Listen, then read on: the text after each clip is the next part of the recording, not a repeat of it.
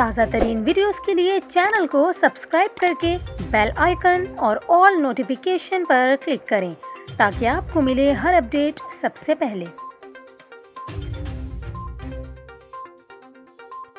और यहाँ पर आपको कराची से अफसोसनाक खबर दें। सुरजानी टाउन में मुल्जिमान ने डकैती के दौरान लड़की को मुबैना ज़्यादती का निशाना बना डाला। पुलिस के मुताबिक वाक़या सुरजानी टाउन के सेक्टर 7A में पेश आया, जहाँ 6 मुल्जिमान रात 2 बजे घर में वारदात के लिए आए। इस दौरान 4 मुल्जिमान घर के अंदर दाखिल हुए और 2 बाहर मौजूद रहे।